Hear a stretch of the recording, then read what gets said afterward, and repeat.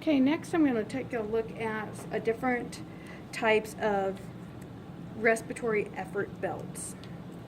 The old standard type of respiratory belts are these black ones I have. And they're kind of elasticy. Inside here is a piezoelectric crystal.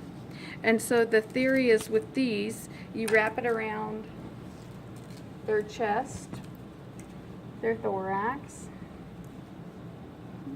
and you need to not have them twisted, that's important. And you see these are super big, so you can adjust them as needed.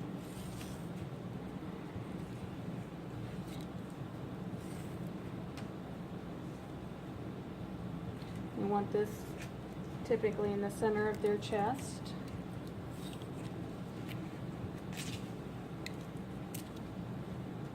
Okay, there we go.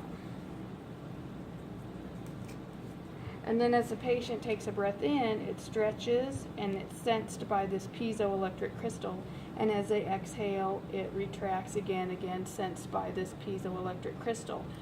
So we would put one on the thorax, and then we would also take another one and put it across their abdomen.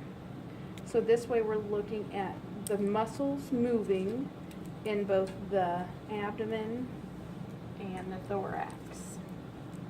If these muscles are not moving, your patient is not breathing.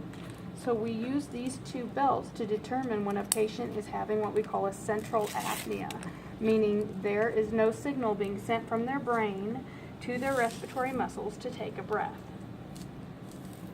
So if we have no movement here, we will not see any movement in our airflow channel, which we haven't taken a look at yet. Okay. Now, you can imagine, especially someone who has a little bigger belly here, keeping this in place all night is going to be impossible. So it's important you have a good hookup at the start of the night. When they're rolling in bed, yes, these might move around a little bit. If they get up to go to the bathroom, that's when you would maybe adjust them. But for the most part, once those are on and in place, they should be recording properly. Now, these are the older version, as I said before, of respiratory effort belts. Again, they use a piezo crystal. The newer belts are called RIP-SUM belts. And here's an example of one. And can you see those wires, these little loops, wires in there?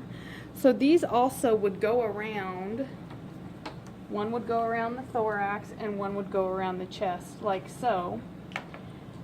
And they would hook into another device here on both sides.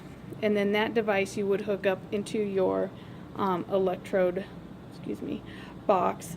And so the stretching of this, same concept, is measuring how much volume they're taking into their lungs when it's stretched, and then when they exhale, how much is going out. So these are more accurate to determine how much air is actually moving with each breath, or if any air is moving at all. Here is another version of the same type of belts. You can kind of see the wire in there.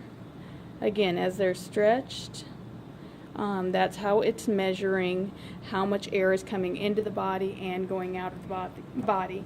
In other words, how much muscle movement is being used with each and every breath. Again, we use those abdominal and thoracic belts to measure respiratory effort to determine when the brain is sending a signal to the patient to actually take a breath, which hopefully is all night long. Alright, we're going to stop this video there.